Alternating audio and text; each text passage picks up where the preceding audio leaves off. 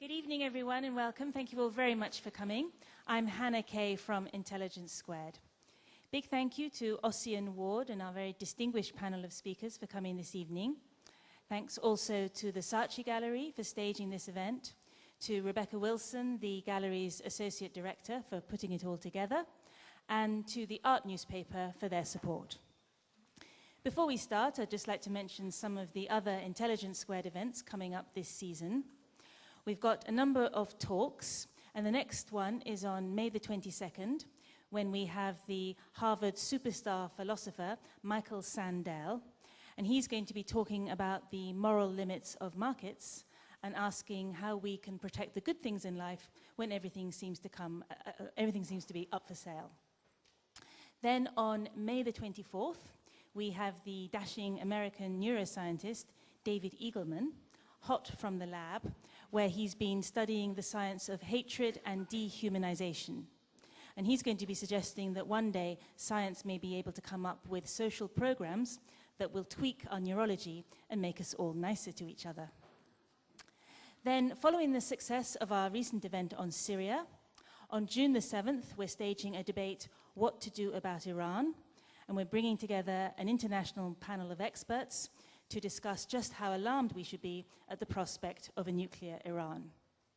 And then on June the 11th, we have a major televised debate with the BBC, and the motion is Send Them Back. The Parthenon marbles should be returned to Athens. And we have a very starry cast with Stephen Fry and a Greek government minister, Anna Diamantopoulou, arguing for the repatriation of the marbles, and they'll be going head-to-head with the historians Felipe Fernandez-Armesto and Tristram Hunt. And you can find details of all these events and more, and sign up to our mailer at intelligencesquared.com. Thank you. Thanks to Intelligence Squared and Saatchi for putting on this debate. It's a great moment for photography right now in London. I've been to half a dozen shows over the last week in art galleries of great things, not least a great one across the road at Michael Hoppen's gallery, where I also overheard someone saying he was coming tonight, but he was going to sit near the back so he could sneak out if it was boring. I'm glad to see he's not. I always do that myself, so don't worry. But I hope we won't be boring. We've got a great panel, and I'm just going to start by sort of setting up the argument. There have never been more photographs than there are now. See, look. There's another one. And there'll be many more tomorrow. As the human population passes 7 billion, so the availability of the basic equipment necessary to fix a likeness or a landscape, whether by webcam or digicam, also grows exponentially by the day. Photography, which was once the strict preserve of darkroom professionals and static portrait studios, is now mobile, global, and digital. And it's also viral, infecting our screens, littering our hard drives, and clogging up our collective mind's eye as never before. So, photography now no longer the preserve of the professional, but anyone and everyone can do it. So artists are also doing it, picking up a camera just as they would any other tool, the brush or the chisel or the pencil.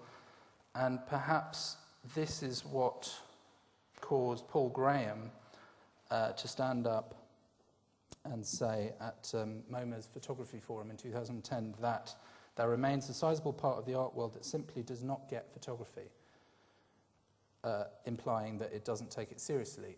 But we're here to explore this dichotomy between the art world and the photography world. And we have a great panel of artists, authors, thinkers, and makers, international from New York and London. And we're going to begin with an artist. We're going to begin with Hannah Starkey, whose works have been described as emerging from the split second of the everyday and are resolved into what appears to be an extended moment in time. She's exhibited internationally with shows at the Mead Gallery, Warwick Art Centre, Coventry, Orma Bard's Gallery in Belfast, Maureen Paley and Tanya Bonukdar in New York, and many others besides. So we'll have short discussions and from each of our panelists, and then a wider discussion and some questions later. So it's ready. For now, I'd like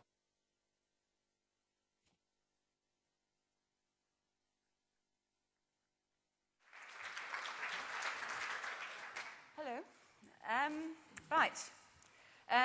The photography and the art scene I refer to in this talk is related to the developments in this country.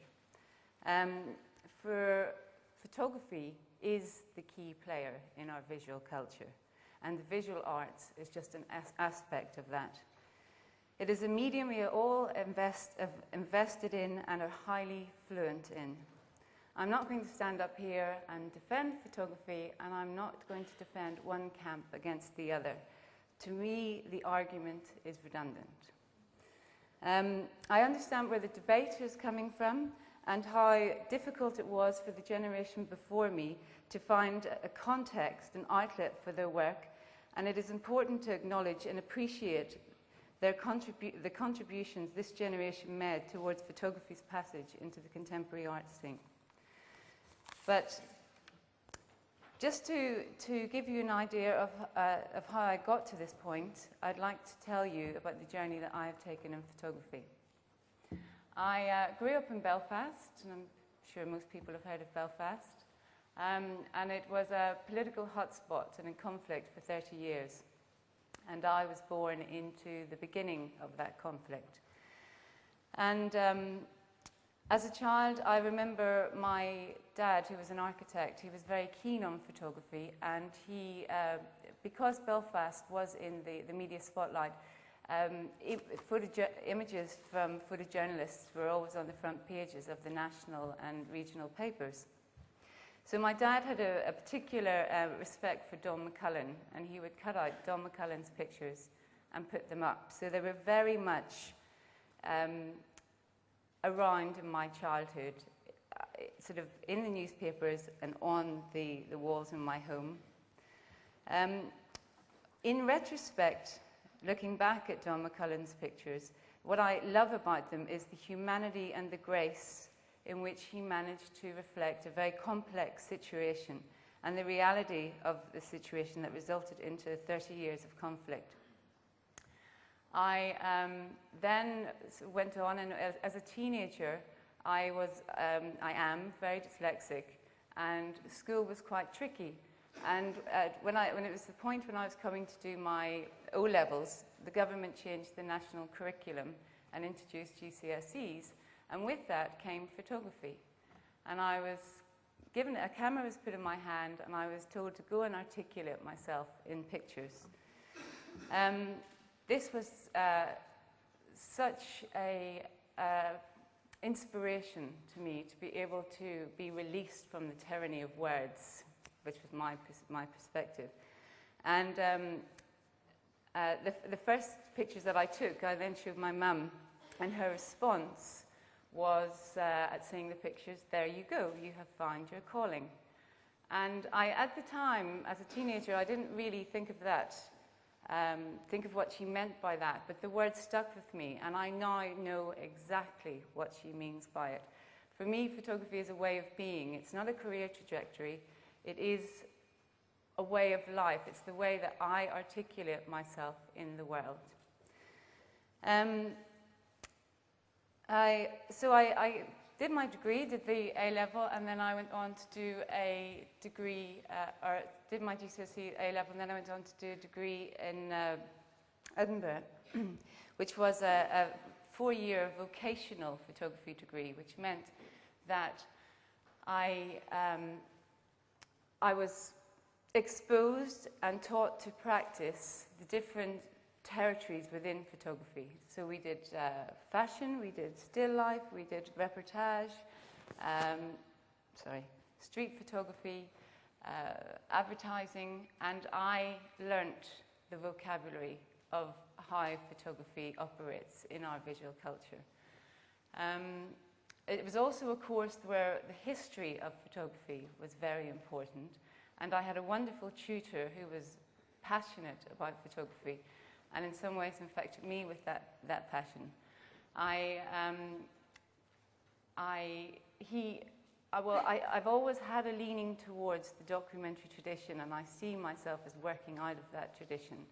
So the history and the way of working has always been very important to me, irrespective of which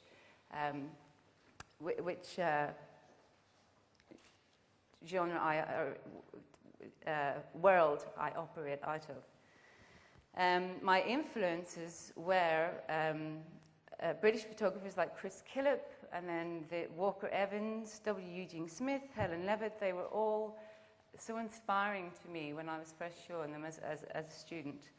And not only with documentary, but also within the different aspects of photography, I learned how photographs were constructed, the codes and signifiers of each that made up photography in our visual culture. For me, why I love documentary photography and why I love photography is it is the medium that most succinctly expresses the human condition, and that is what I'm interested in. I left college and did a degree at the Royal College, and halfway through the Royal College at Easter when I went home, my dad died very suddenly. So I left the Royal College for a year. This was 95. I left for a year to be with my mum. And when I came back a year later, my original year that I started with, we were getting ready for the degree show and leaving.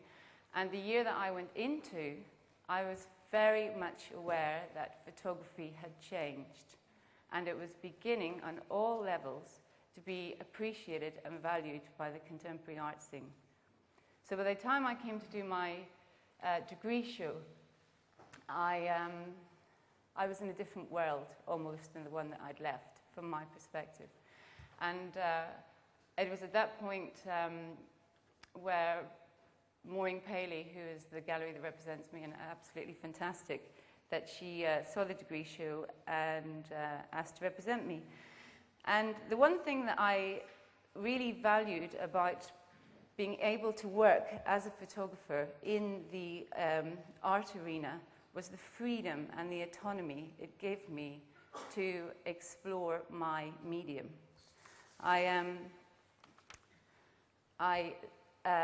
At the time, graduated with work that has the same concerns that it has today. If I could put it into one sentence, what it is that I'm interested in, I could say that my constant is, the model of how I work, my constant is the subject is women, as a subject is women, and around that revolves my interest, learning and understanding of the language of photography. I initially started to photograph women because I wanted to engage with street and documentary photography, and I enjoyed the company of women and engaging with women and bringing this picture into being. Working out of a documentary tradition, you have a particular moral compass, and for me, well, and actually it's a hybrid of what I do. But for me personally, it was very important never to just take a photograph of someone. At the very least, I had to ask, and at the very least, engage with the person that I was photographing. So that eventually led on to working in a collaborative sense between the subject and myself, and working towards a picture that we were both happy with and expressed something quite sort of fundamental to us that had resonance, but particular to us. I mean, my work is in no way saying that this is how women are or how women should be. This is about my experience and the collaboration with someone else's experience. And also I was very interested in finding the epic and the everyday, epic and the sublime in the everyday. Now it's become somewhat of a cliche, possibly. But that is what's wonderful about documentary and press and street photography to me.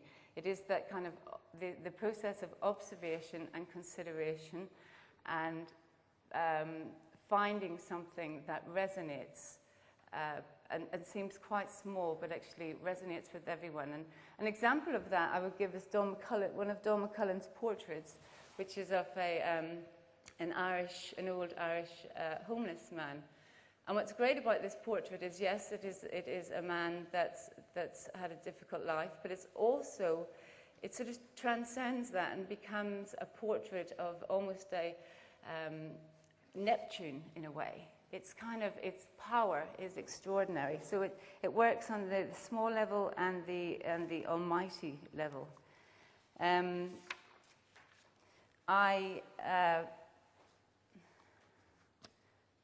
have continued working in this way and continued working with women. I have now 2 daughters, which I've spent the last 12 years bringing up.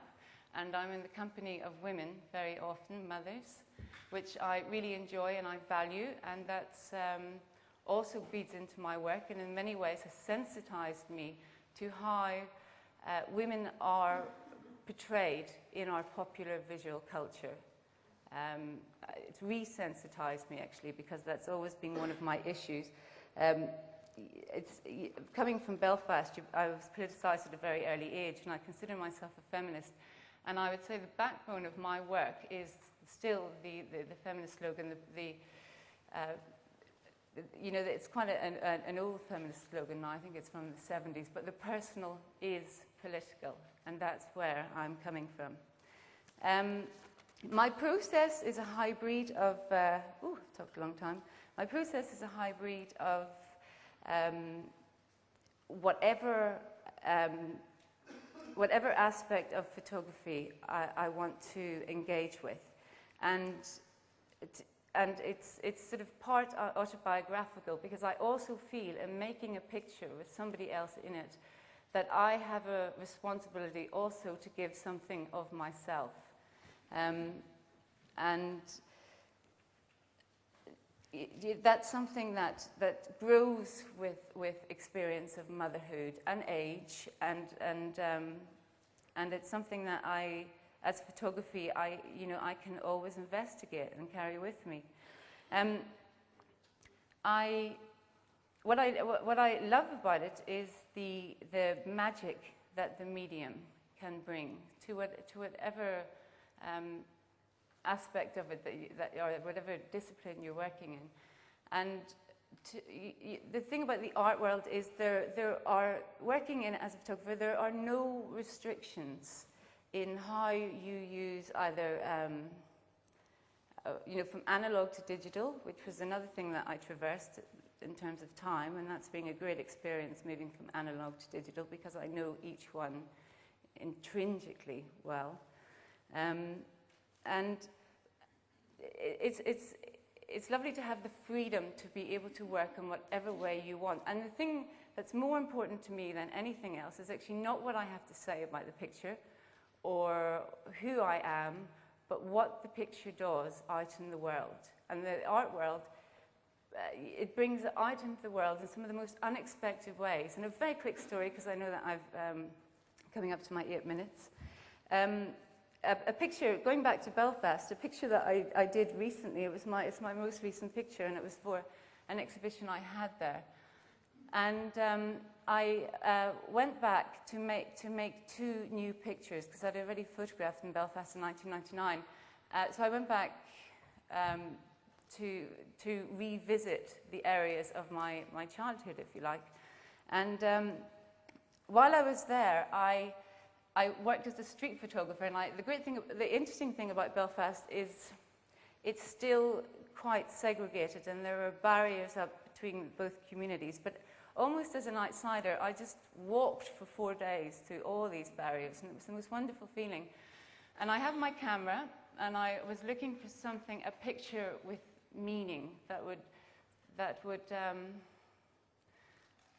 articulate something very special about Belfast.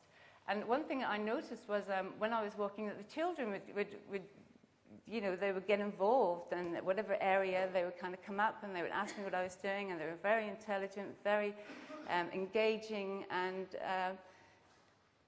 so I eventually ended up making 2 pictures about the children, which turned out to be about 10 years old, which is almost the millennium baby, and also the child from that has that generation that had only seen the peace process. It gives you an idea of how I work. But actually there is no one formula, and there is no one I can work in very different ways depending on what the picture needs. But to give you an example, I came across a scene that with children playing in a kind of, it was sort of beside the piece wall, but the photograph wasn't part of the piece wall. And I talked to the children, and they were lovely. And one of the comments that they made was there was nowhere to play, there was nowhere to climb, there were no trees, there were no playgrounds. And that was the thing that had struck me, that Belfast was doing fantastically well in terms of the city, the tourist aspect of the city, and I know it trickles down. But the communities that had suffered the most through the 30 years of conflict were still isolated through the political and the economic problems there. And I was just so shocked to see how I would have thought that these communities would have been funded the most. They would have been the first in line for the funding from the EUC or the Peace Process, whatever it was.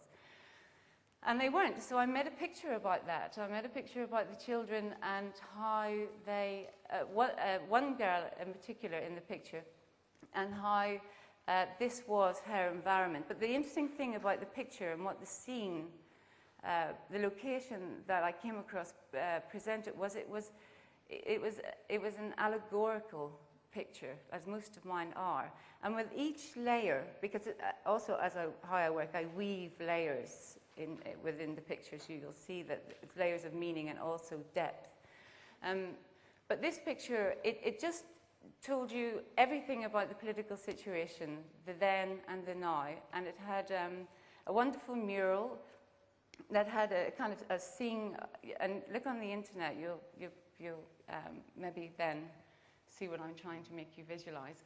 But it had a wonderful scene of, it was an old mural, possibly from the mid-80s, and you know, it had sort of been worn down by time, but it was still visible just. And on one side, there was a scene of this rural ideological scene, landscape. And on the other side, it was a political mural of political activists during the 70s. And it, for me, very succinctly just talked about the ideologies behind such conflict. It had bollards in it, which the children played on, but they used to be used by the army as roadblocks, but they were now sort of the makeshift climbing frames, and my girl was on one of the bollards. And what is interesting about that picture, and what I was talking about in that it's great to work out of the freedom of being in a gallery and being commissioned. But the picture was actually talking about the political and the economic situation today. And like I said before, the journey that a picture takes without me never fails to amaze me. And this one was then collected by the museum, but it was also put on the cover of a journal, a Northern Irish journal, a Northern and Southern Irish journal, that and with a little bit of text from me as to what it was about, that was then distributed to 5,000 politicians and senior civil servants, and to the Taoiseach himself, who was also giving an interview in the magazine. And I had the freedom to make that picture, and the picture had the power to travel to the people it had to. And that's what astounds me about photography, and in some ways, it's marriage with art. So that's all I've got to say. Thank you. Thank you, Hannah. So more than art or photography, it's a way of articulating the world and getting away from the tyranny of words. And you might like to know, Hannah, I found a camera today that actually prints out a description rather than a photograph, rather than an image. So that might be quite useful. But I'm now going to hand over, talking of words, to writer and curator Susan Bright, whose most recent books include Art Photography Now, for Thames and Hudson, and Autofocus, a self-portrait in contemporary photography. And curated exhibitions include How We Are Photographing Britain at Tate and Face of Fashion at the National Portrait Gallery, London. So which side of the art photography world divide do you land, Susan? Okay. Well, there's a question, isn't there? Which I hope I'll address. And photography is dogged with questions. The biggest one, which has plagued its very existence right from the beginning, was, is it art? Is it art? And we all know the answer to that. Yes, it can be, but it can also be other things. And the question has shifted slightly now, and it's, what's its place in art? And the answer to that is a confused one. And I experienced that confusion on the coalface when, in 2007, I co-curated How We Are with Val Williams, who has, as you probably know, a very diverse and eclectic way of thinking about photography. So going into an art gallery was both amusing, because we were coming across questions about photography that we didn't ask, but also enormously frustrating. But that confusion about photography isn't just in galleries. It runs right across lots of different spaces.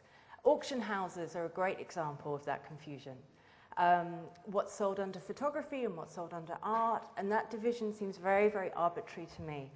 And I'm always asking people who work in auction houses, where's it go, where's it go? And a great example is the Thomas Strutt. His black and white pictures used to be sold as photography, and the colour sold as art. It's all sold as art now. In libraries, photography collections are in the archive collections, not the print collections, but great shifts again are happening now. Commercial agencies are often very confused as well. If you look at an artist, they'll have art, editorial, advertising, and yet it's the same work that operates in all three circles. And then now it's getting interesting as well, again, with archive intervention, with appropriation coming back into fashion within art photography. When does an archive become art? Once an artist has got hold of it. Great examples here and next door as well.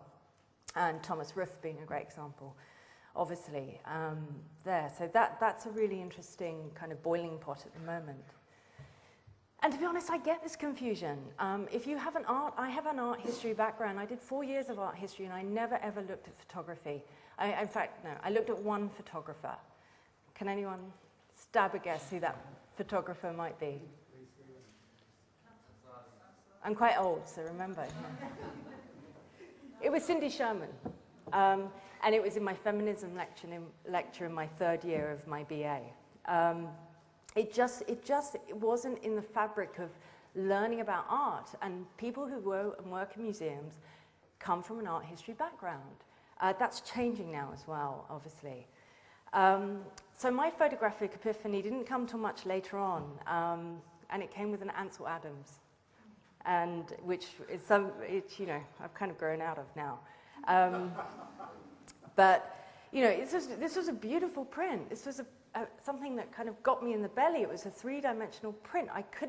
I'd never seen layers of photographic complexity like that. And it blew me away. And that was it. That was my deal done with the medium.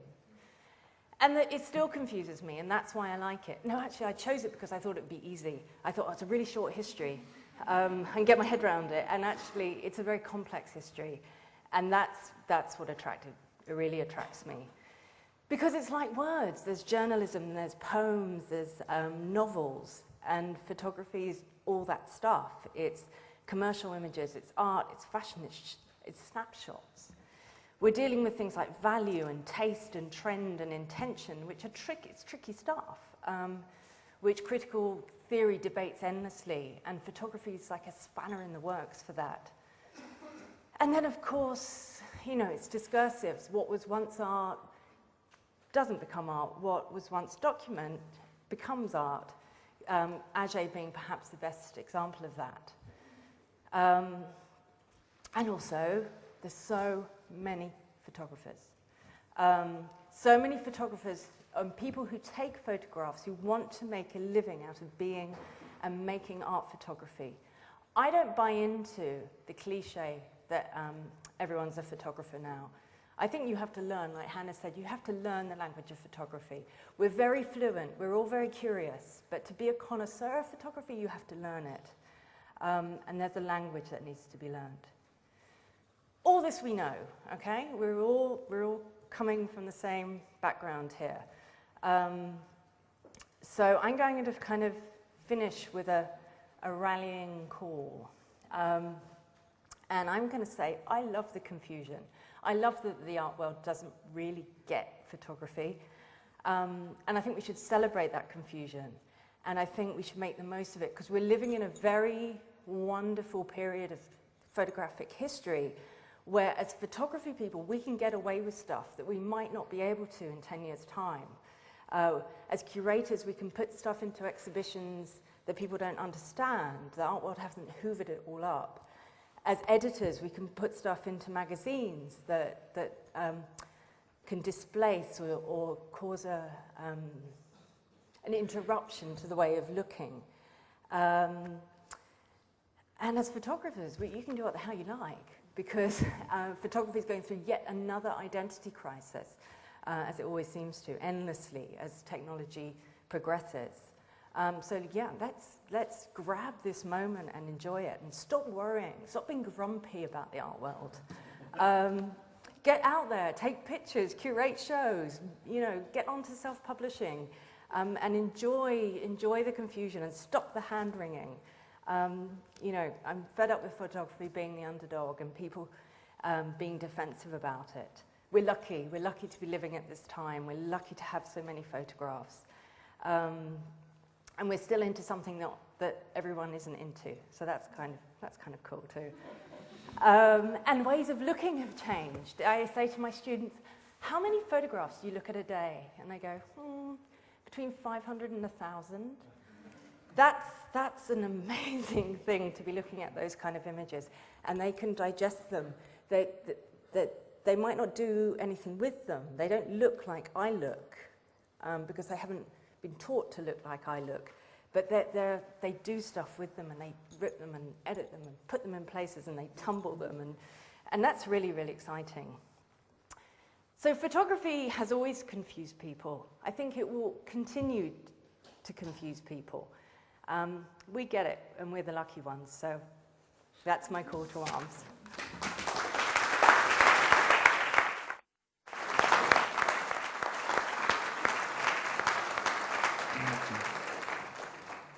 Thanks, Susan. I never heard of anyone who had a crush on Ansel Adams before, but and I love the idea that black and white equals photography and colour equals art. If only it were that simple. So on to another practitioner. We have Mitch Epstein up next, who's exhibited his work in numerous museums and galleries, not least here in the back room, 2 splendid works. His 8 books include American Power, the series on show, and Family Business from 2003, which won a book award. I can't pronounce that either. He won the 2011 Pictet Prize for his series American Power, and his works are in many major museum collections. So I'd like you to welcome Mitch.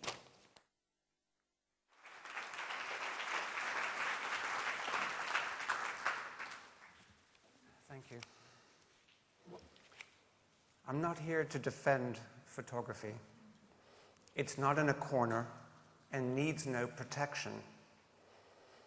I'd like to simply address tonight's topic from the perspective of someone who has worked as a photographer for the last 40 years. The primary reason photography, especially representational photography, gets short shrift in the art world is that it is not fully understood. This is partly because the medium is younger than others. There are centuries worth of written reflection on painting and sculpture, and a century's worth of rich and renowned reflection on film. About 40 years ago, John Sarkowski's pioneering ideas helped me, and others from my generation, understand the radical and unique nature of photography. But since then, there hasn't been a continual critical discourse, which is why it's so important that Jeff and Susan have taken up the challenge, amongst others, to further elucidate the meaning of photography.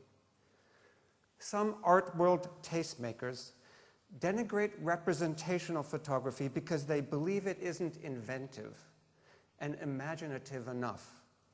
They dismiss it for showing the real world that we allegedly already know. But a great photograph makes us see the familiar anew. It gets us to discover something where we thought no discovery was possible. The surrealists love photographers such as Saatchi precisely because he made them see the extraordinary in the ordinary. Photography as art accomplishes a convergence of myth-making and mimesis that is impossible in any other medium. Writing might come closest. The fact that we see our actual world in a photograph tricks us into a particular state of mind that makes the recasting of that world all the more meaningful and shocking. The effect is subtle and deep. In an internet and media-driven era that values the obvious and quick, it's easy to overlook the masters of straight photography. It is a lot easier to see the art in a constructed work, painting, sculpture, or so-called conceptual photography, because you are seeing the artist's imagination front and center. This imagination has invented something that didn't exist, and this invention is the clear signal of an artistic realm. It is hard to see the art in a representational photograph because the artist has chosen to embed his imagination inside his uninvented subject matter. The photograph itself is the invention. What the art world forgets is that an imaginative concept does not have to be overt in order to be an animating force in a work of art.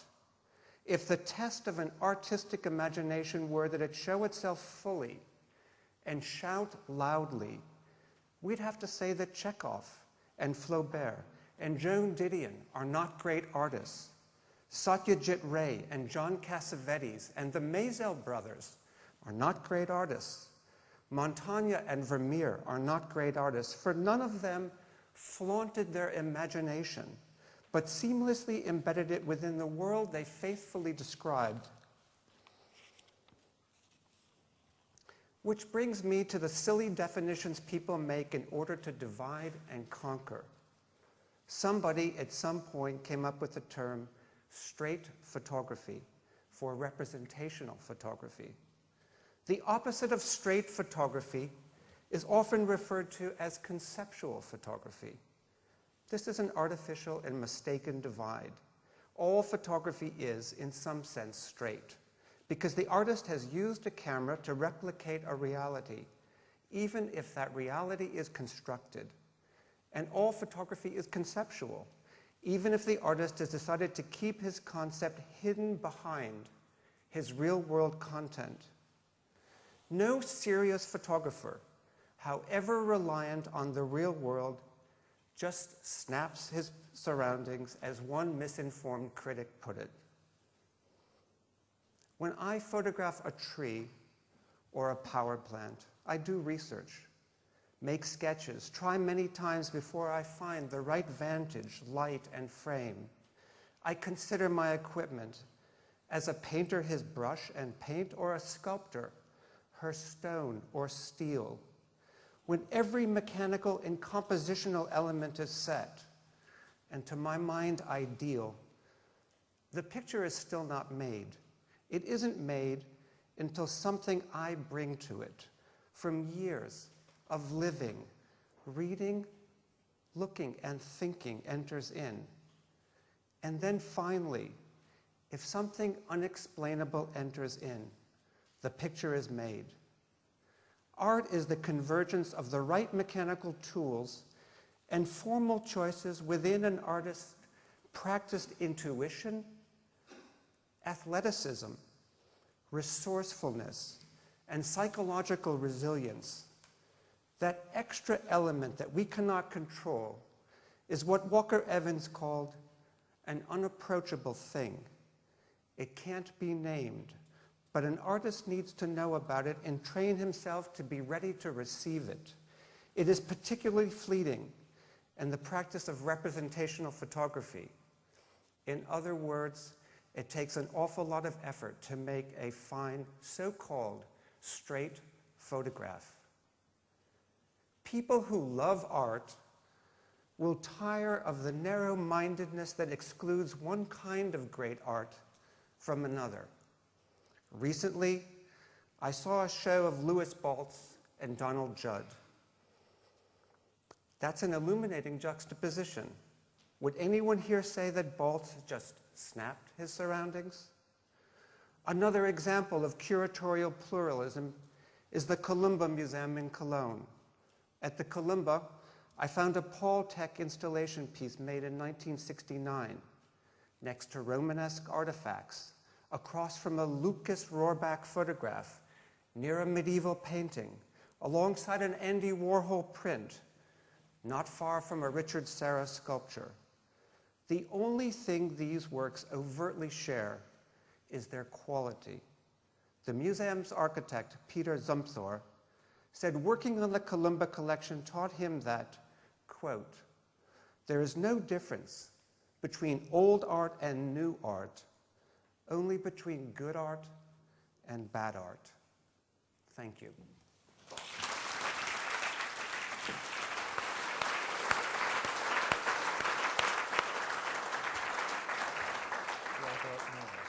Yeah, I'll just introduce you. Thank you, Mitch. And as you pointed out, maybe representation is the problem that the art world has. As someone like Eliot once said, we humans can't handle so much reality.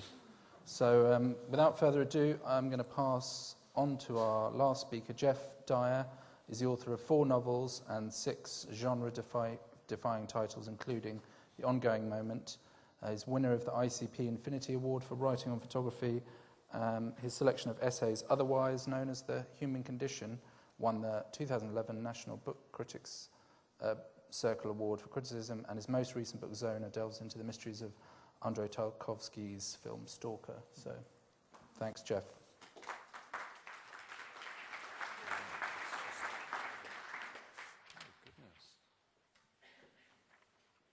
Shit, that's slightly alarming. That's thrown me. 1458. Oh yeah, that's some breaking news that I've just been handed. It's from somebody called Joseph Keeley, who says that the real battle for the recognition of pictorial photography is over. Oh no, it's okay. Don't worry. That's it turns out that was from a 1906 issue of Camera Work, so it's not. It hasn't thrown me quite so badly. So I'll bring something up to date with another quote from somebody. This is in a book that was published just last month. Somebody asked, "Is photography an art?" I really should have prepared better. That, it turns out, it was published last month, but looking at it now, I realize it was Susan Sontag, who's dead. And that was from her diaries, and that was an entry from 1965. There's another interesting entry from about the same time. All of this, of course, years before the essays that became on photography. She made the claim, "Art is never a photograph." It's a rather gnomic claim, that, suggesting that the terms in the question we're addressing tonight could actually be quite fruitfully reversed. Once we're alerted to that, we also become aware of a concealed assumption in the question we're addressing. This question of the status of photography is a subset of that hotly debated question. In fact, they were debating it on Newsnight only the other week when the Damien Hirst show opened. Is art even art? The fact that photography is an art maybe just kicks the can down the road, to use a metaphor which has been much in the news also recently with the Euro crisis. It seems to me we could have chosen another title for tonight, a title such as Pushing an Open Door. If this had been a sort of one of those adversarial debates that Intelligence Square enjoyed, I rather fear we'd have had difficulty finding anyone who believed that photography wasn't an art. unless perhaps we got in touch with some weird bunch of renegades who are so completely out of touch with what's going on. I mean, who might they be? Oh yeah, you're right, maybe some photographers. For whom it might actually be a badge of honor to call themselves photographers, not artists. I think it's always useful to consider a kind of adjacent world to the area that's being discussed. It's extremely unlikely that in another of the world's capitals, an almost identical discussion is going on about why jazz is not taken more seriously. And again, as with photography, you would find that this has been a much debated issue for a long time, even though the battle was effectively won ages ago. It turns out that why are we excluded claim, that sort of why are we so hard done by, it's one of the classic ways, if you'll excuse the pun, of trumpeting your achieved status. Or to put it in terms from another realm of activity, if you're a football manager, one of the best ways of ensuring that your team stays up is to persuade them that they're under constant threat of relegation. That, if you like, is a secondary stage or symptom. The tertiary stage, it seems to me, is to realize that promotion itself might be a form of internal relegation. That it's actually maybe helpful to feel excluded, to feel like the bad boy, rebellious outsider, to feel like a second-class citizen, even when you've actually been swathed in honors and prestige, because actually something is conceivably lost by being admitted and honored. You might be better off, in other words, not being that which you long to be. And this is a good time, I think, to quote Stieglitz on Edward Weston. If he'd only forget trying to be an artist, maybe he'd come close to being one. There's a great irony there, of course, because for Walker Evans, Stieglitz was himself, and I quote, a screaming aesthete who forced art into quotation marks and into unwanted earnestness. The problem now, it seems to me, is that art can force photographers not into unwanted earnestness, but into a kind of knee-jerk irony with a light conceptual gaze, or if you prefer a kind of culinary metaphor, a light conceptual reduction. The problems of achieved respectability are very, very obvious in jazz. Yes, of course people can play now with a kind of technical dexterity that's unbelievable, but something has been lost, I think, from the days when it was just a sort of semi-outlaw thing, a band of brothers recently converted to the junky religion of bebop by Charlie Parker. I think it's not for nothing that Joel Sternfeld talks of the 1970s as, and I'm quoting, the early Christian era of color photography, when you could actually be fed to the lions for practicing this new and rather heretical faith. And when, I mean, how different it is today, when there was really no chance of getting an exhibition if you were working in color. Certainly there was no chance of institutional acceptance. The irony, I think, is that while there was this kind of BC and AD idea of colour photography, there was none before Eggleston had his show at MoMA. Now what happens is we keep having to backdate the discovery of colour photography to accommodate some sort of individuals who are rather perversely and in a lonely way doing it sort of privately in colour. I guess Saul Leiter is the really glorious lyrical example that comes to mind. Let's not forget, it's always been the case that some of the best art has been produced in circumstances where it was widely believed to be anything but art. The other thing to bear in mind, I think, is that it's not just one-way traffic. Of course, it's great that photographers can be shown at Tate Modern, but, and this for me was the great lesson of that Street and Studio show a few years ago, you also end up getting a load of artists included in photography shows. Artists who, although of course they're huge stars in the art world, they're actually pretty much irrelevant in the larger history of photography. Now, why am I being mean-spirited in this way? You know, I love being in the presence of celebrities. It's incredibly validating and all this kind of stuff. But the problem is there's a huge opportunity cost paid for including these art stars, and the people who pay that price is, of course, the photographers. It's ridiculous. It's stupid to have a show of photographs with street in the title and not to show Alex Webb, it seems to me. I mention him because his work is available in colour and it comes very, very big. You know, he does it large. This question of size is so important. There's a very, very simple question you have to ask. Do these big pictures earn their size? Gursky's do, obviously. Michael Subotsky does there. But what I'm going to do now, I'm going to do that really vulgar thing and quote a little bit to you from my novel Jeff in Venice, Death in Varanasi, where the protagonist sees a load of photographs at the Venice Biennale. This is what he says. Needless to say, these pictures, like all the other photographs on offer, were the size of the raft of the Medusa. So what if they were just snapshots of someone jerking off in a leather armchair in an apartment in Zurich? So what if it was just a half-eaten, pre-packaged egg and cress sandwich abandoned on the seat of a bus shelter in Stockholm? So what if it was just a portrait of the artist's sour-faced grandmum pushing her shopping trolley round a poorly stocked supermarket in Barnsley? Blow them up big enough and they looked like shit, frankly, but they looked like art too. Now, the other thing that I think it's worth doing is we have to try to appeal to the essence of the medium. And I'll just throw out a couple of quotations from people.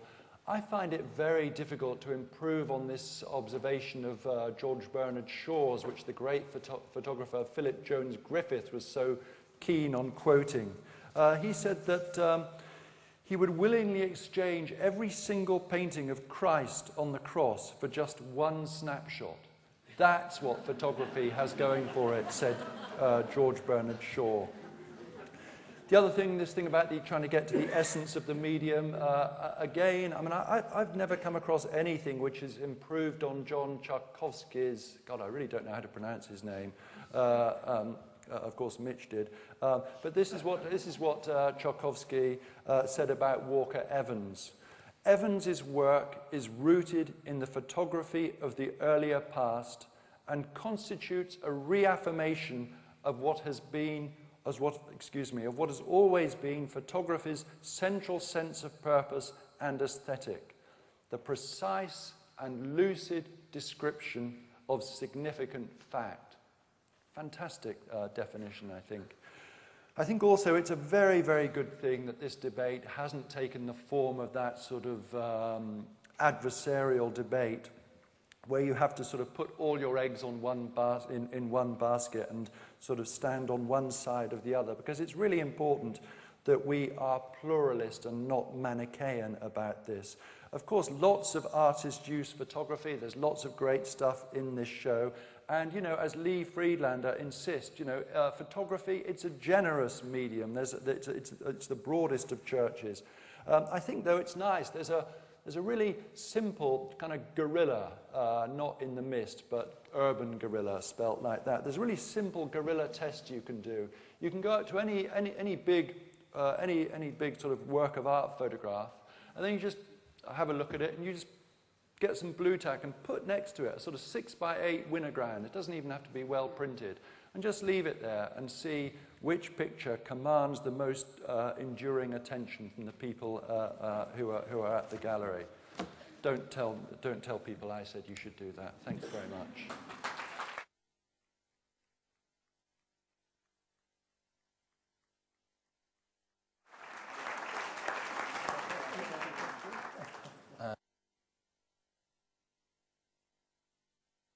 Thanks, Jeff. I'm to photography history and how art could never be a photograph, but I'll ask Susan Sontag next time she's in town. So for the next few minutes, we're just going to have a bit of informal discussion before we open it to the floor.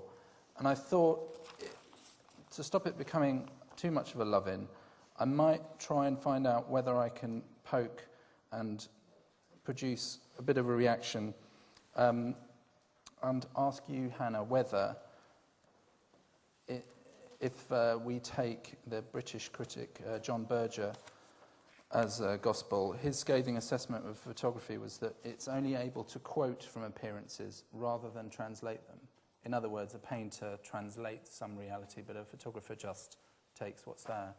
How would you, I know we're not here to defend the medium, but why aren't you just quoting rather than translating? Yeah, well, I suppose that's probably a good reason, another reason why I construct my pictures.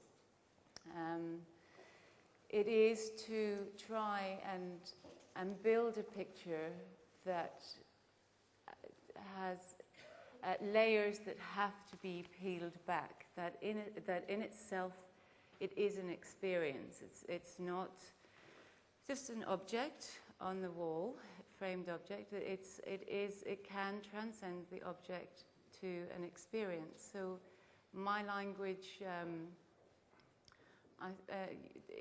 it sort of encourages the viewer to interact in that way and to experience the picture, not only as a sort of a passive observer, but also to relate to the picture and maybe empathize with some aspects of it that might relate to them. So that's why it's loaded with cultural signifiers, codes, personal signifiers, sort of the abstract, the visual pleasure. It is intended as a real experience, and I know that's quite difficult to do, but I think it also maybe answers the debate with scale on a personal level. Although my pictures look quite small now, since when I started printing them up in '97, but I wanted to celebrate photography first and foremost with scale, but I also wanted it to envelop you, and the way it was constructed, because of the amount of detail and information, I wanted the eye to travel over the picture. So I see my way of working in photography as trying to get closer to the experience rather than the passive observer. Well, taking on board what we've said about scale, I then thought, Susan, is there also a way in which art photography versus photography, you mentioned a bit about the auctions, the different types of auctions, one's photography, one's art. Do they have different costs, different prices? Does art have different costs to a photograph? Yeah, the cliche being that if it's an art, you add a zero, and that's kind of true. 1 0. But having talked to a lot of people in auction houses, they really just want to do the best for their collectors and the best for that photographer. So they will place that photograph where they think they'll get the most money. And there's nothing kind of secret or mysterious about that. They're in the business of making money. And if it will sell us through the contemporary art department, then that's where they'll pass it to. Yeah, of course.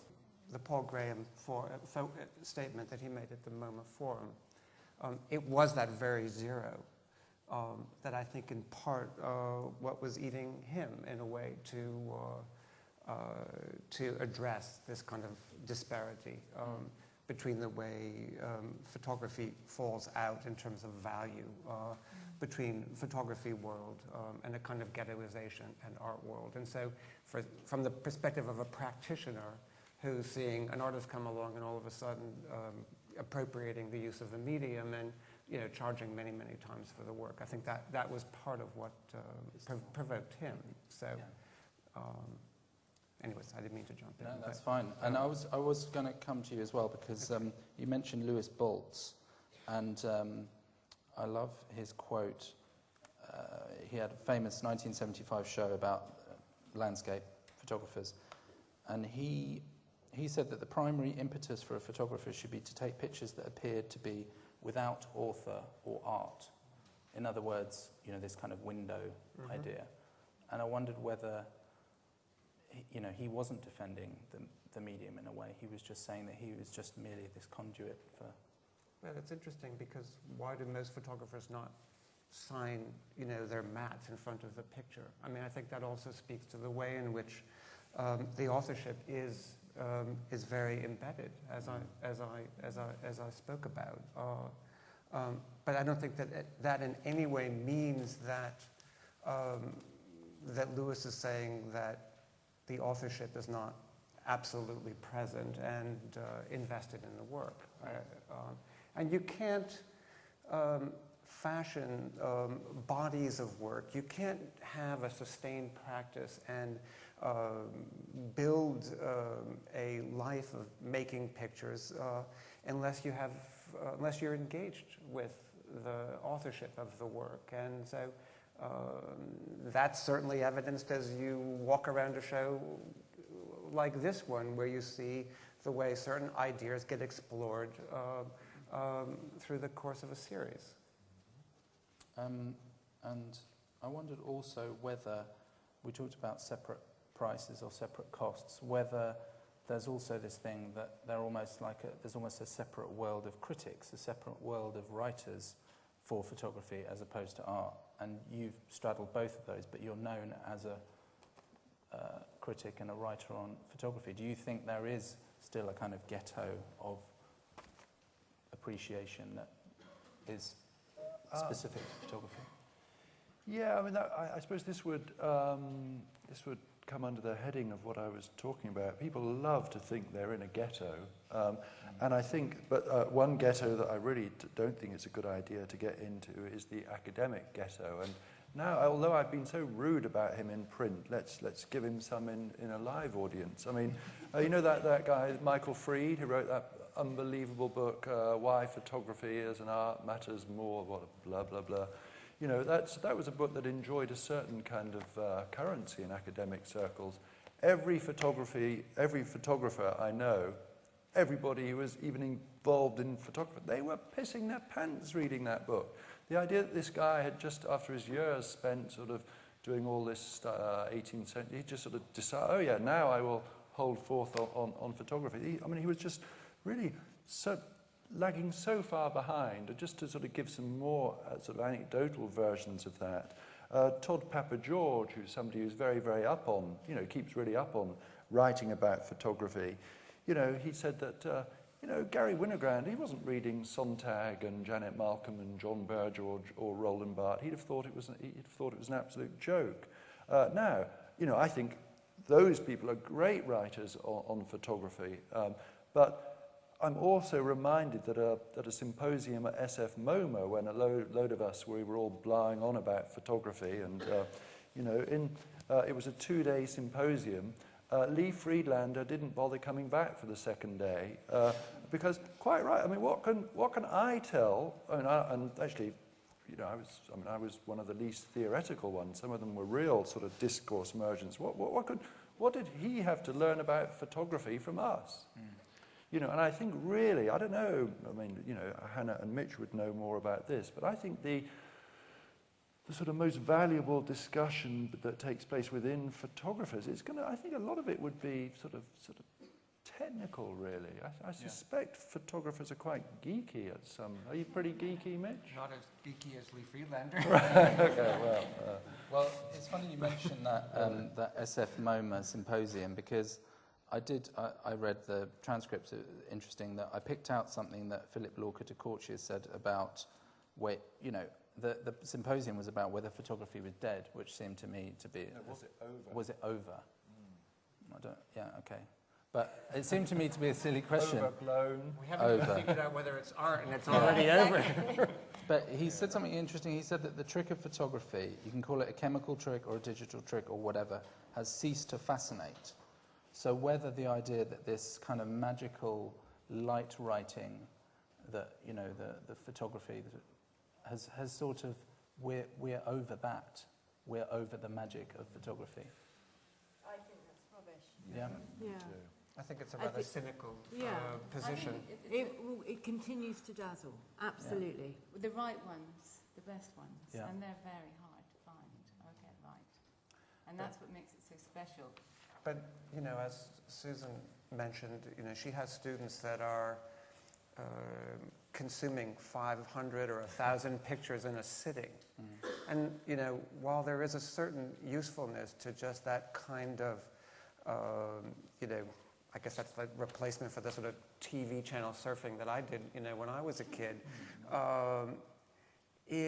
I think it, you know, it inhibits the kind of reading and contemplation, the kind of quiet, introspective engagement that photography calls out for. And, you know, I go back again to Saatchi because I think, you know, I know Gary Winogrand read Saatchi and certainly revered him deeply. And Saatchi was very helpful to Winogrand because he helped him to define his own position and support it. But Saatchi wrote from a cultural perspective. He wrote about the very mechanics, the very nature of the medium, but he did it in a way that illuminated it, that brought mystery to it, and that, you know, and that pointed to the overwhelming complexity of it, because there is so much to look at in pictures to kind of bring understanding to. If anyone doesn't know who Saatchi is, if I pronounce that right, he's New York sort of uber curator, the sort of czar of photography at the moment. No, he was, passed, in the 70s. But he was the formative curator post Edward Steichen at the Museum of Modern Art. You know, came there, kind of plucked, not trained to be a curator. He was a photographer, so he already had the history of being a practitioner. But he was somebody who was ready to receive that position and to rise to the challenge of it at a time where photography was not about marketplace. There was no gallery system.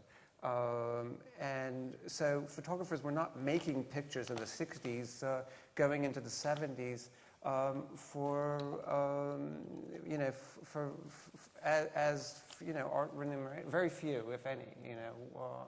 So it was useful criticism, you know, unlike some of the very, not useless, but very philosophical criticism, like Sontag in some ways, and Barth. I mean, Sontag went on to revise her position, you know, certainly from what she was quoted to have said in 1965 from her diary. But as I said, with it being an exciting time for photography, I also think it's a very exciting time for photography writing, because Barth and Sontag can only go so far. They could never have predicted the web. They could never have predicted the maelstrom of images. So now's a really exciting time for people who are interested in writing to take that challenge as well, and start a new discourse, start a new way of thinking about how we receive images and how they're out there in the world. A new discourse that doesn't involve use of the word discourse. Or paradigm. Yeah. Can we just go back to Philip Lorca de Corsia, who was at this thing? I mean, he's a great photographer. He's just genius, the stuff he says, and I'd forgotten most of it. But this famous line of his, which seems to me we could have used as an epigraph for tonight. You know, he said, "Photography is a foreign language that everyone believes they're fluent in."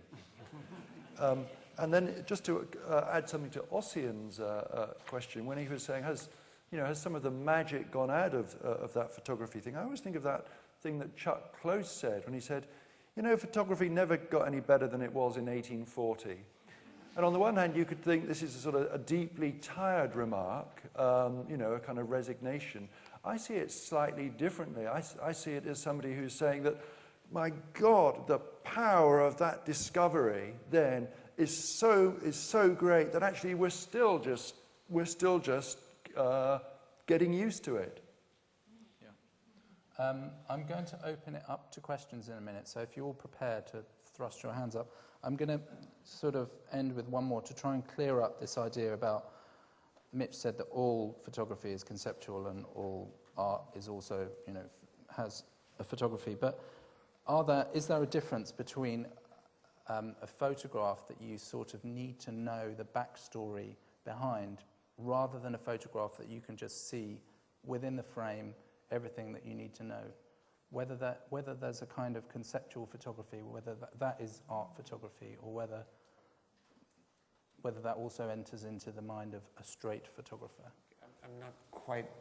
Well, let's say, you know, do you get the whole? All you need to see is in the frame, or do you have to read a label that tells you this was appropriated? I think it depends on the work. Some work and some artists will make text and text on the wall as part of the experience of viewing the work. I personally do not feel that way. I feel that what I want to do with my pictures needs to be embedded in those pictures, which isn't to say that I may not write text as a complement to them, as an afterword in a book, or as notes that could then be published, but I want the experience of the work to be a visual one, and one that isn't scripted or captioned. But that's because I believe that that in some way, when it's scripted, that I'm directing a kind of reading of the work. And so it's those qualities that, that harken back to what Walker Evans said, or, since Winogrand seems to be, the picture that we have to kind of, in a way, hold the wall next to. His quote goes, "There's nothing as mysterious as a fact clearly described." And there's something about that mystery that, yet again, it's not explainable. And so by putting text, sometimes it can be useful, because it also can be reductive. And I think that that's, we're making pictures, we're putting them on the wall. They need to hold the wall in the same way that a painting holds the wall or a sculpture holds the floor. I agree. Yeah. I mean, that is the challenge as a photographer, that the single image, the still, mute, single image encompasses everything within it. And I love that about photography.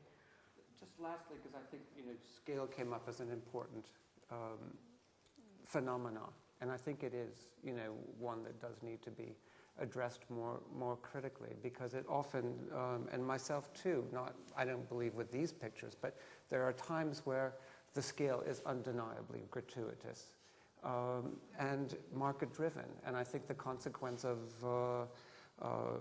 the art school industrial complex, which we do have to call into question. Yeah, I think that, just to expand on that a bit, it's always important to be materialist about things. And I sort of remember when, Robert Capa said to Cartier-Bresson, call yourself a photojournalist when he was going to do whatever it was. You won't get anywhere if you just say you're a photographer. And so the great heyday of the great sort of forums for photographers on assignment, Life, Time, the Sunday Times magazine here, that great, back in the days when Berger was writing about photography in the 70s, you would open the Sunday Times, and as Hannah would say, there'd be these Don McCullin, all this kind of stuff.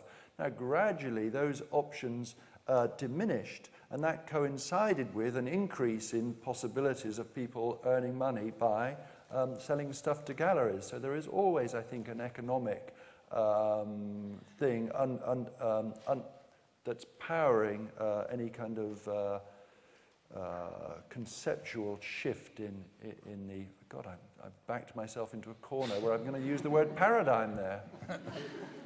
Okay, well, let's open it up to the floor.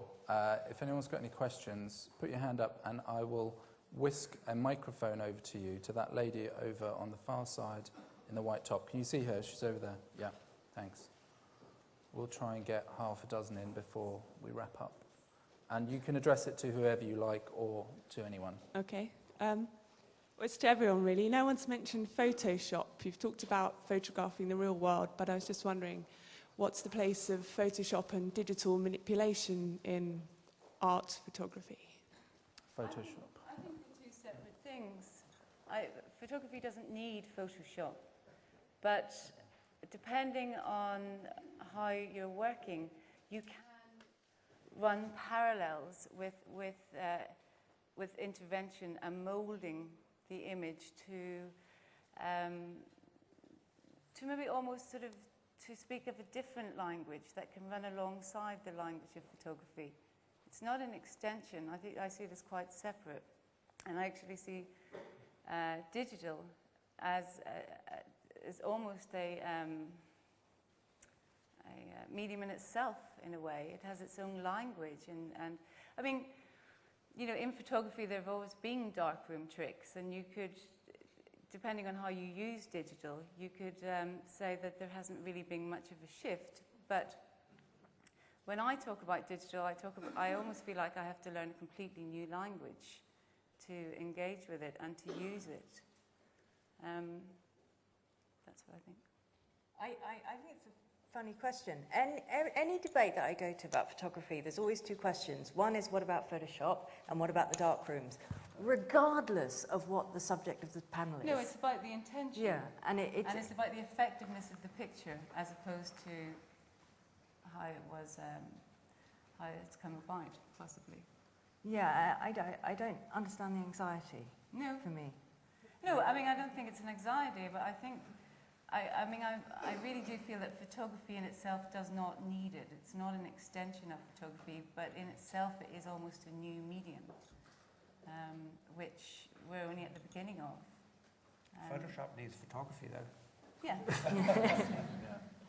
I hate Photoshop because I always have to put a capital P whenever I write it, and it annoys me. Another question, please, to anyone? Oh, yes, here in the front. Thank you. Hi, thanks. To any of the panelists, but maybe probably for Susan, no one had mentioned reproduction and the fact that photos can be reproduced, and I didn't know if that maybe not just for the market, but even culturally demystified photography, and what you thought of that. I just think art photography, you know, it comes in all shapes and sizes, and Cartier-Bresson did an edition, and Hannah editions probably to 5. Yes? Mm-hmm. Yeah.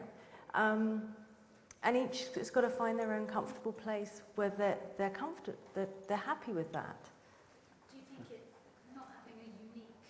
not having a unique object is one of the things that separates it from art, in quotes? Well, some art photography is unique, photograms are unique. So no, I don't. But it puts it more into the camp of the print medium, like engraving and etchings and other multiples. And so that's just the fact of it. And photography wouldn't ever, I don't think, have been additioned had it not been a market-motivated,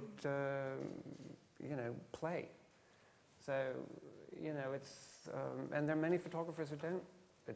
Lee Friedlander, he wouldn't ever edition his work because he's philosophically opposed to the idea. Because the very beauty of photography is it's something that can be generated in multiples. And if you look at collections of photography going back through history, also, one of the fascinating things is the way in which photographers have printed their work differently, the same negative, for instance, over periods of time, as new materials have developed, and as their relationship to the negative, to the print itself, has changed. And I have made prints now, say from a negative in the 70s, using Photoshop, which is a tool, a useful tool, that have enabled me to, to make color corrections and to make the facsimile of something that was more like how I maybe ideally could have printed in the 70s, but I couldn't as a straight, print and enlarger now. So, these are complex things. Sorry, I suffer from brain lag, so actually I realised I wanted to reply to the earlier question about Photoshop. I think there's some really interesting work being done now by people who are taking some of the kind of canonical photographs of the past and adjusting them. So the guy, I bet you know his name, Mitch, he's taken those August Sander portraits and he's removed the people from them so that all you get is the background. And I think this is a really, it actually makes you look at the August Sander photographs again, anew. Or there's that guy called Pavel Maria Schmeichel who's taken those sort of famous war photographs and has removed the defining event. So I think this is a nice form of kind of commentary on what creative commentary, I guess you would call it. Again, really, doesn't it? Oh, absolutely, yes, yeah. Another question from this gentleman here. Wait for the microphone, and then they can hear you in the worldwide web. Carry on about the Photoshop debate, but I think it's just a tool as well. I don't think it's separate. I mean, photographers struggled in the darkroom for years trying to get the perfect print, and Adams devised his own system to try and do that pre-visualization. And Photoshop now enables the practitioner to actually, if I can imagine it, I can realize it. There's a lot more control than the analog process. And I think there's a lot of romanticism about analog, which is holding the debate back on the digital world of photography. But there's a lot more control over the image now, I think. That's a nice point about the romanticism of analog. Is there too much of that in the photography world rather than the art world? But my students romanticize it. Yeah. Very much so. And they'll print with all the dust on it to show that it's analog. Right. You know, there's very much, you know, like filmmakers, young student filmmakers will use film, you know, so there is a romanticizing, definitely. And it still is different. It feels different. An 8x10 neg will have a quality of light that will be, and colour, which will be very different from a digitally reproduced file. And that feeling is getting less and less perceptible, possibly, as 8x10 disappears and digital is more ubiquitous. And arguably that physical nature brings it closer to an art object, because we talk about the uniqueness of an art object. Perhaps that sort of fetishization, I can't even say it, of the object, the very print, the quality of the print might take us closer to the art object. Having just myself an analog piece of work, having essentially I've shot film throughout, but my print post-production, my printmaking has been through scanning my negatives, and so it's a kind of a hybrid. But I did an analog piece of work, and what's interesting for me is that it's sort of heightened the performative, aspects of the practice. The pictures have to get made in camera, and you are like the quarterback in the play, and you have to get it all to happen in a way that is going to suit your intention and be the picture that you want, because there's no adulterating it afterwards. So I think it is a kind of, in a way it kind of heightens and deepens some of what we kind of as photographers took for granted pre-digital. And I had one interesting thing to say, just because it's so kind of timely, because I think the Berger quote, I mean, I think it's maybe, it's fascinating, but maybe, it has greater meaning in the larger context of Berger's thinking about photography. But I saw a show today at Simon Lee where there's a painter whose, at least two of the paintings were from William Eggleston's guide. One is the woman sitting on the couch, not necessarily very, so, here is an example of painting actually quoting photography, and that really is precisely quoting in a way that I don't believe, in fact, photography is simply quoting. And I think apt to that also is a wonderful book that you've written, The Ongoing Moment, which... I like that book. Yeah, well, I did too. But it's relevant in that it speaks to the conversation, the life of the conversation between pictures. And that it's not simply one picture that leads to another picture in a literal fashion, but it's this cumulative, mammoth now subset of pictures, but within the history of serious photography, it's more limited. And it's that knowledge of that that has, in a way, helped to kind of further it along. And I think that that's part of what the issue is with some of what goes on in the art world side, where artists do come to use photography, and they're coming close to things that have been done through the photographic history, but not necessarily with the depth of, kind of engaged understanding of that historical practice. Don't be too nice to Jeff, because you could always tell Michael Fried what he said about him when you see him tomorrow. I'm not seeing him one tomorrow, more question. We've got a question right at the back. There's a gentleman holding up his hand. Yeah, thanks. Yeah, hello.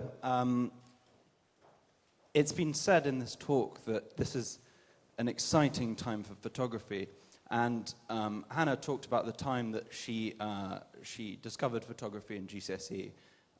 As you know, in this country, there have been deep and ideological cuts to arts funding in education. How do you think this is going to affect photography? Is it going to be, are we going to be subjected to more portraits from a sort of elite gaze? And what is a photographer's responsibility to future generations of photographers? Education. Does anyone want to deal with what will happen to photography if we don't have proper education, either in this country or in the States? I don't mind. Well, I mean, it seems to me, in a way, this is a debate that we're having tonight of purely local interest, in a way. And just to sort of enlarge on that question a bit, I mean, I occasionally come across American photographers, very, very well established, who don't have a gallery in this country. And before they've even asked me if I could help them get a gallery, I say, God, don't worry, I'm a person of such enormous influence. I'll get you a gallery. Don't worry about it. They weren't worried. And I have to say, I've enjoyed 100% failure rate doing that. And this is not a cause of concern to them at all, because this is something that's really, really, I think it's true. We forget that in America, photography is so, it's so big and important and exciting, and so many people are in it. The truth is, they don't really give a toss what happens on this little island, or this little rock in the middle of the Atlantic here. And we've always been rather backward. I don't know when, when we first appointed the curator of photography at Tate. It was what, 3 years ago. So it really is. We have to bear in mind that we are a bit of a backwater here. And I hand over to other people. We don't have the institutions of, say, New York or Paris in terms of a dedicated large space. We're waiting for the Photographers Gallery to reopen later in May, so that will be our sort of dedicated space, but we are lacking. We do have our fantastic universities all around the country producing great students. That's what Britain really does have, and it produces a lot, and that's something really that if that is being cut, I don't know, I live in the States now, so if that is being, I don't know about the cuts, if that is being cut, that is a serious cause for concern. When I lived here 5 years ago, people were saying, oh, they're producing so many photographers. But, photographers don't actually have to be photographers. They can go into a whole host of other professions.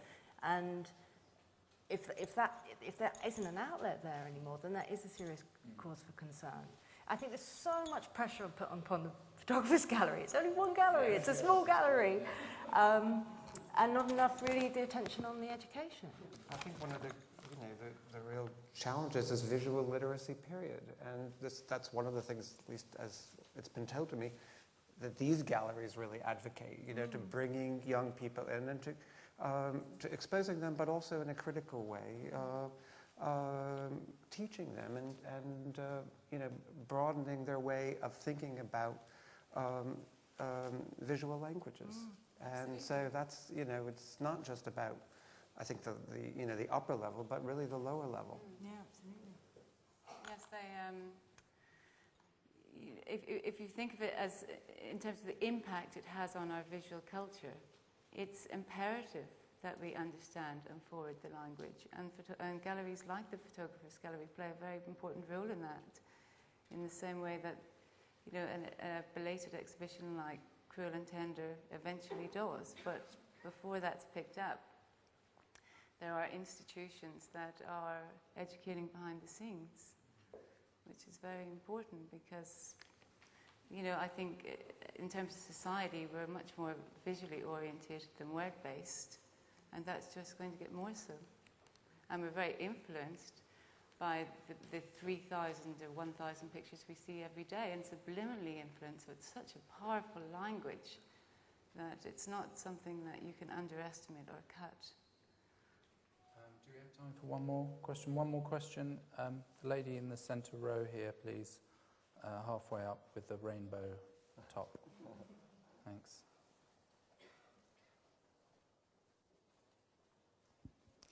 So we talk about photography and what is it now? And my question is, it seems to me a lot of photographers amuse themselves with making short films or long films. Do you see it as inevitable evolution of the media itself, photography? Is it unnecessary or is that passing fancy? I mean, do you include it in your thoughts about photography now, that the fact is that there's so much more films also being made, not just photographs, as it were? Or is it a dictate by the technology being so much more advanced that it's so much easier?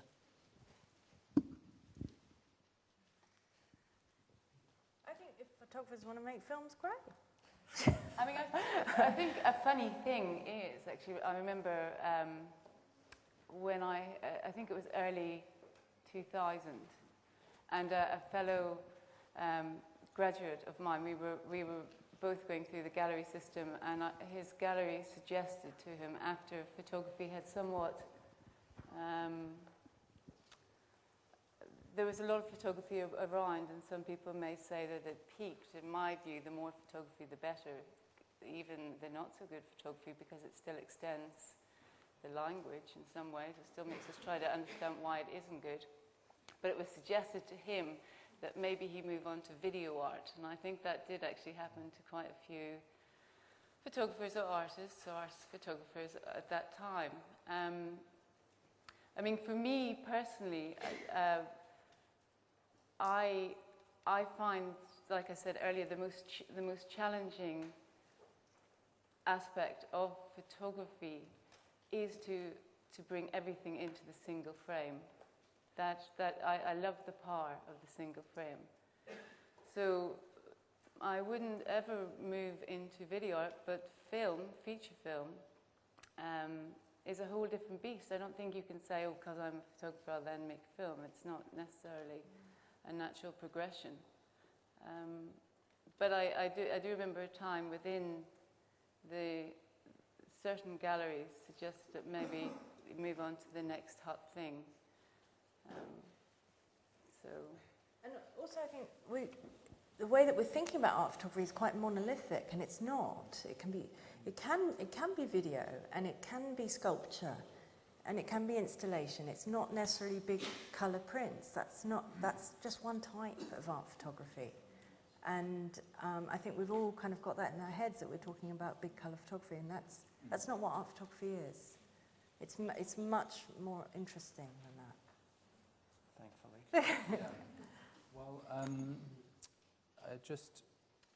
I'll just end by saying that we started off saying there were millions of images in the world and seemingly never-ending, but that just means that we need more editors, sifters and magpies to find those jewels among the churn of the mundane of the imagery.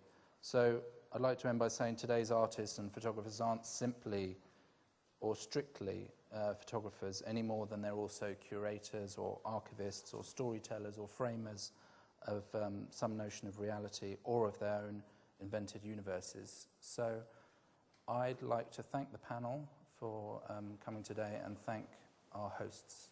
Thanks very much.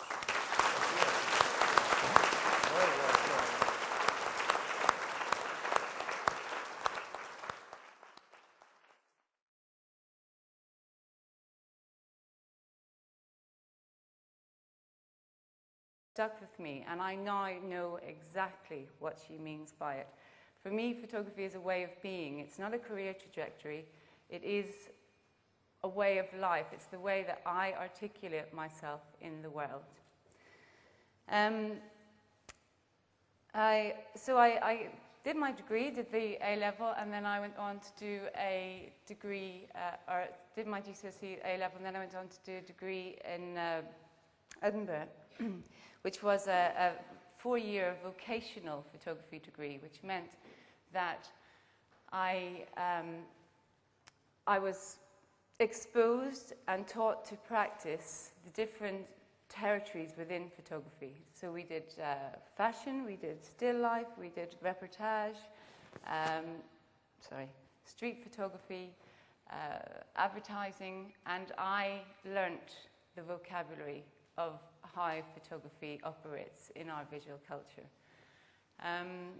It was also a course where the history of photography was very important, and I had a wonderful tutor who was passionate about photography, and in some ways infected me with that passion. I've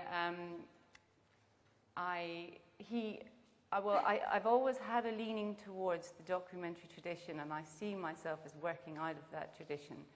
So the history and the way of working has always been very important to me, irrespective of which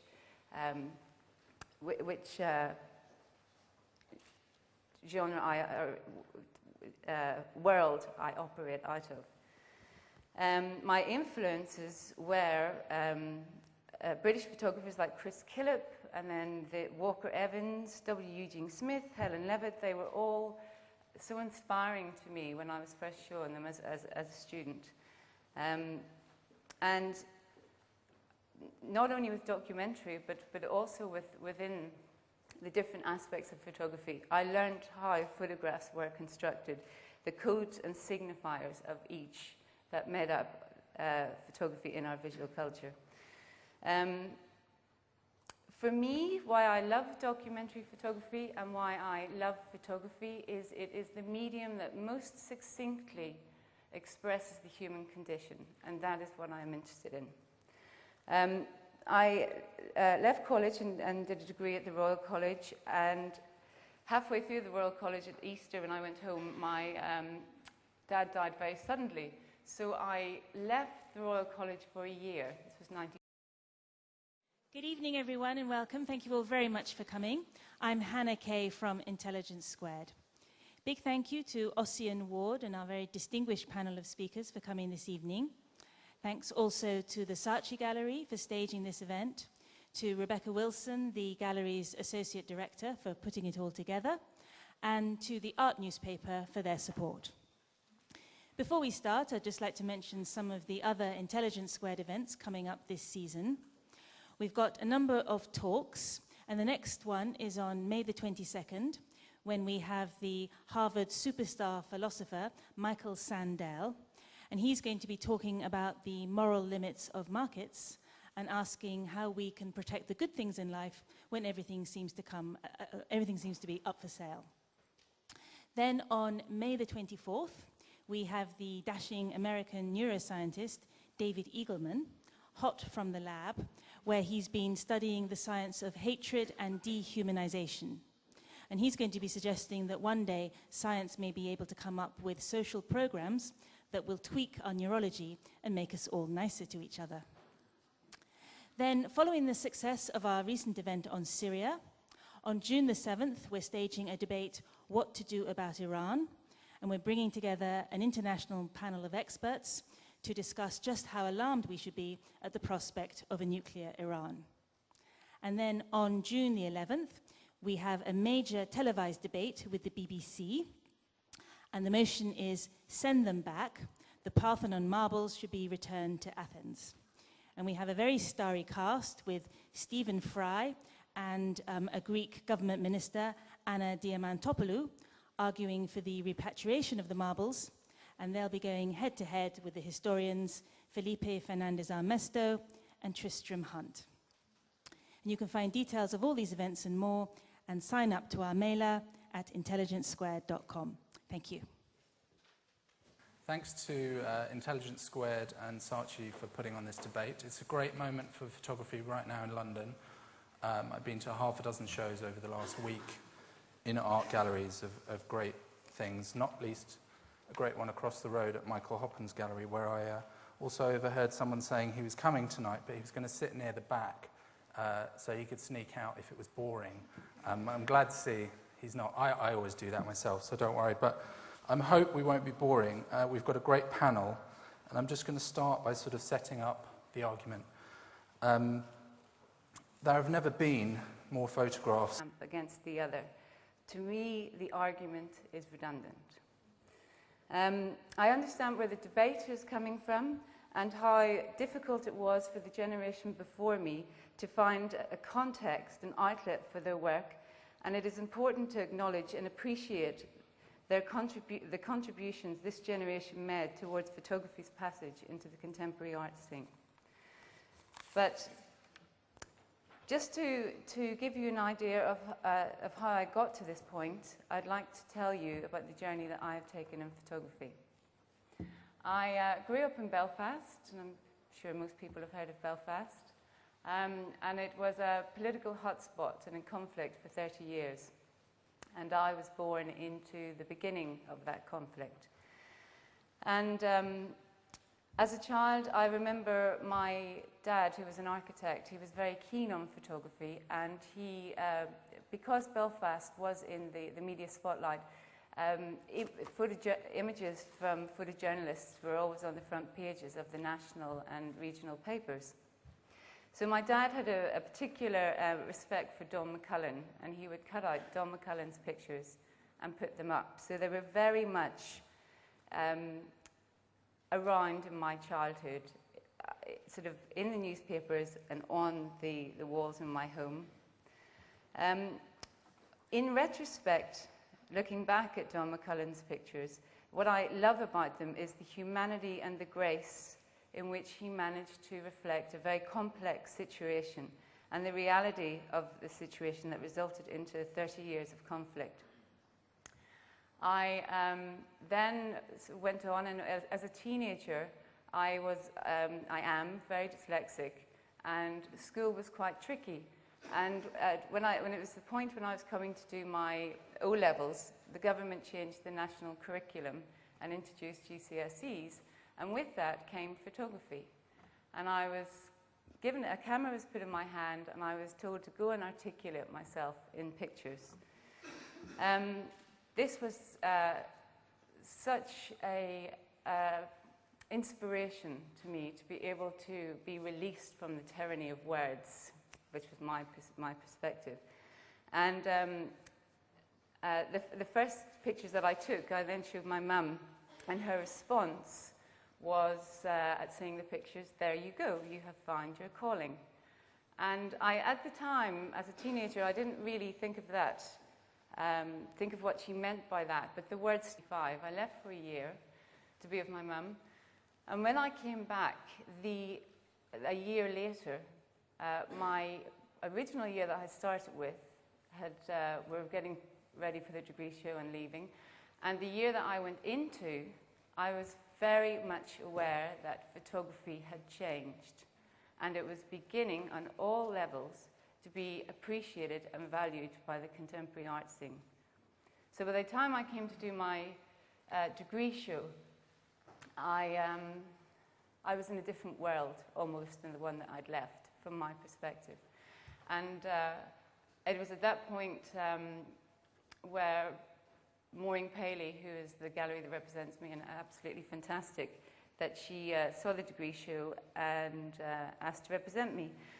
And the one thing that I really valued about being able to work as a photographer in the art arena was the freedom and the autonomy it gave me to explore my medium.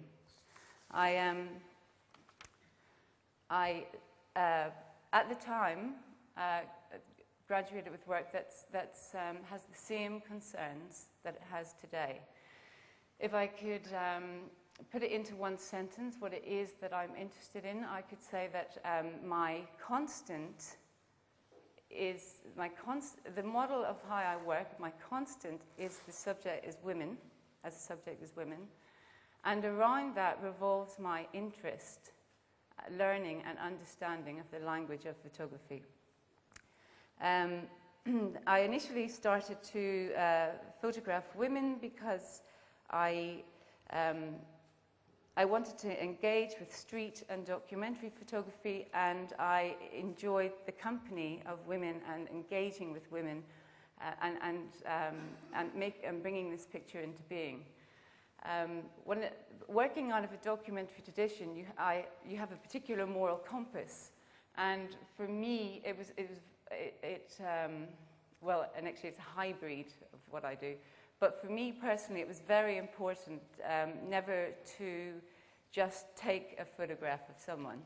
At the very least, I had to ask, and at the very least, engage with the person that I was photographing. So that eventually led on to working in a collaborative sense between the subject and myself, and working in towards a picture that we were both happy with and expressed something quite sort of fundamental. And there are now. See, look. There's another one. And there'll be many more tomorrow. As the human population passes 7 billion, so the availability of the basic equipment necessary to fix a likeness or a landscape, whether by webcam or digicam, also grows exponentially by the day. Photography, which was once the strict preserve of darkroom professionals and static portrait studios, is now mobile, global, and digital.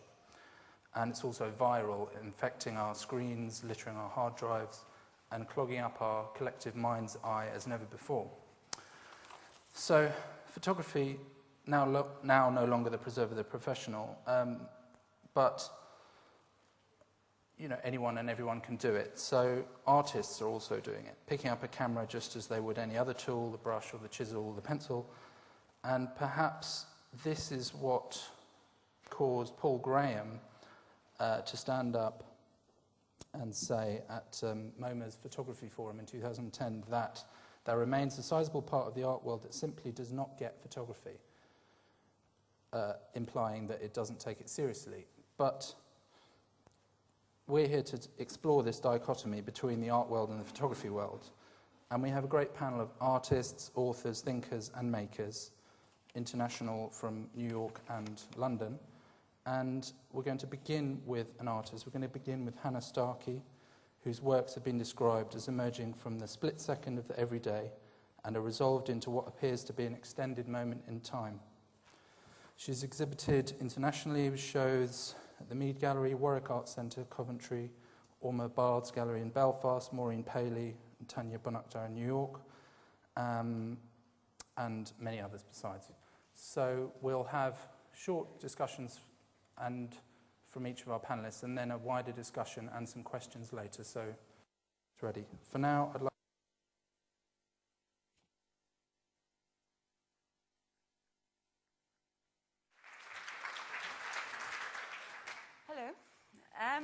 Right. The photography and the art scene I refer to in this talk is related to the developments in this country. For photography is the key player in our visual culture, and the visual arts is just an aspect of that. It is a medium we are all invested in and are highly fluent in. I'm not going to stand up here and defend photography, and I'm not going to defend one camera.